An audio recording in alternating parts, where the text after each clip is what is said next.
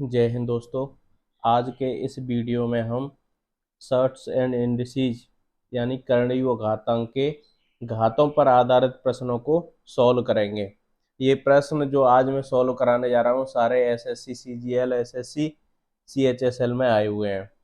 तो देखो शुरू करते हैं। जैसे पहला क्वेश्चन है, ये लिखा है 16 की पावर 0.16 इंटू 2 की पावर 0.36 किसके बराबर है। तो इसे सॉल्व कैसे करेंगे।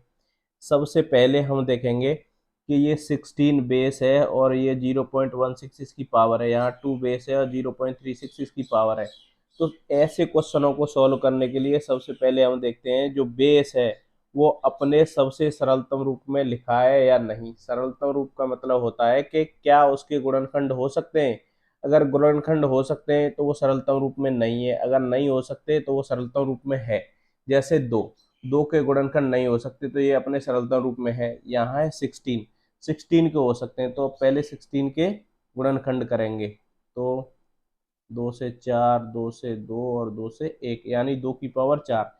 तो इस 16 को हम लिखेंगे 2 की पावर 4 और इसकी पावर है 0.16 इंटू ये वाला 2 की पावर 0.36।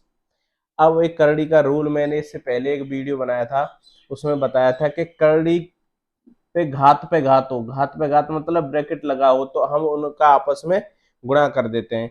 तो यहाँ हो गया 2 की पावर, अब ये भी इसकी पावर है फिर इसकी पावर ये है, तो इन दोनों संख्याओं को गुणा करेंगे।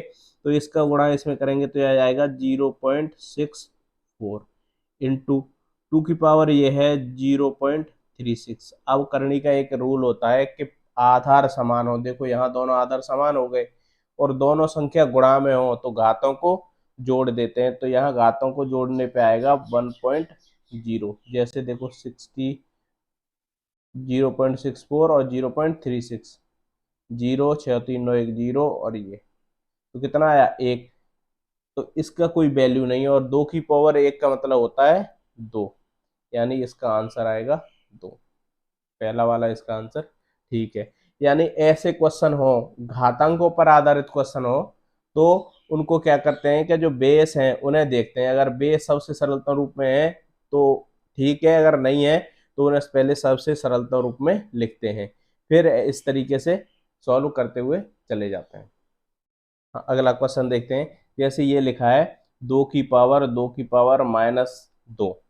तो देखो क्या होता था, मैंने बताया था कि करनी में एक रूल होता है कि घात पे घात हो तो उनका आपस में क्या कर देते हैं, गुणा कर देते हैं। लेकिन कब करते हैं, जब ब्रैकेट लगाओ। जैसे यहाँ ब्रैकेट लगाए तो ये हो जाएगा 2 की पावर 2 गुणा 2 यानी 2 की पावर 4। लेकिन ब्रैकेट नहीं लगाओ, इस तरह से लिखा हो, तब क्या करते हैं, तब हम लास्ट वाले दो पद ले लेते हैं। जैसे ये ले लिया मैंने 2 की पावर -2।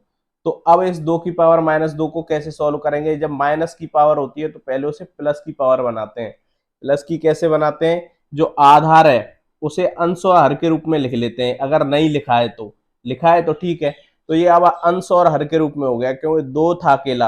अब इसके बट्टे मैंने अपनी खुद तरफ से 1 लिख लिया क्योंकि 1 की कोई वैल्यू नहीं होती, 1 में 2 का भाग देंगे तो 2 ही आएगा। तो इसे 2/1 लिख सकते हैं। अब इसे लिखने से क्या होता है कि इसके इस जो जो संख्या दी है, जो आधार मैंने अंश और हर के रूप में लिखा है, इसके बदल देते हैं। यानी अंश को हर लिख देंगे और हर को अंश लिख देंगे तो पावर हो जाती है प्लस की। तो यहाँ अब मैंने ये प्लस की पावर करने के लिए क्या किया, इसे बदल दिया और इसको हल करेंगे तो 1/2 की पावर 2 है, इसका मतलब है आपस में इसका 2 बार गुणा। तो इसका 2 बार करेंगे तो ऊपर ऊपर वाली संख्या का गुणा और नीचे नीचे वाली का। यानी इस संख्या को सॉल्व करने के बाद आया 1/4। इस संख्या को लेने के बाद सॉल्व करने के बाद आया 1/4, यानी इसकी पावर हो गई 1/4। अब इसका मान क्या होगा, देखो मैंने एक करनी में नियम बताया था। जैसे ये लिखा है A की पावर 1/n, इसे कैसे लिखेंगे। तो इसे लिखने का रूल होता है कि जो बट्टे वाली पावर है वो इसकी करनी घात होती है और ये संख्या इसके अंदर लिखी जाती है। और 1 की पावर 1 है, इसकी कोई वैल्यू नहीं होती, इसलिए इसे हम लिख देंगे करनी घात n पे a। तो इसे कैसे लिखेंगे, तो देखो ये इसकी करनी घात बन जाएगी 4 और ये संख्या जो 2 पे पावर 1 है ये आ जाएगी करनी चिन्ह के अंदर। तो ये हो गया करनी घात 4 यानी 4√2। इसका आंसर आया 4/2। इस तरह से सॉल्व करेंगे। अब देखो तीसरा क्वेश्चन है, यदि 27 की पावर 2x-1 बराबर 243 की पावर 3 हो तो x का मान ज्ञात कीजिए। ये घातों पर आधारित प्रश्न में मैंने बताया था पहले वाले क्वेश्चन में, फिर मैं बता रहा हूँ। जैसे इन्हें सॉल्व करने के लिए सबसे पहले इनके जो बेस हैं, आधार हैं, इनको सरलतम रूप में लिखते हैं, यानी इनके गुणनखंड करके लिखते हैं। तो 27 के गुणनखंड आप करके देखना, 3 की पावर 3 होता है, उस पे भी पावर कितनी है, 2x-1। और इस 243 के करेंगे तो देखो 243 के 3 से ही जाएगा, 3 × 8 = 24, 3 × 1 = 3, 3 से 27 बार, 3 से 9 बार, 3 से 3 बार और 3 से 1 बार, यानी कितने, 1 2 3 4 5, तो ये हो जाएगा 3 की पावर 5। और फिर उस पर भी पावर कितनी है, 3। ये हो गया इसका सबसे सरलतम रूप। अब इसे करने के बाद आप जो करनी के रूल पढ़े होंगे, आपने मेरे पहले वीडियो में देख लेना।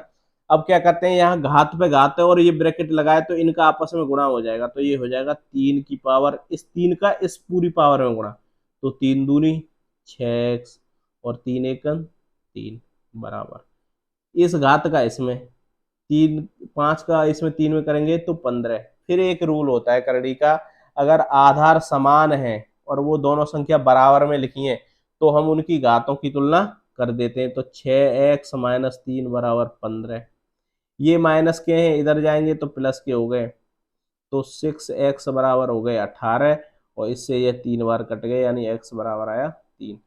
तो इसका आंसर आया 3।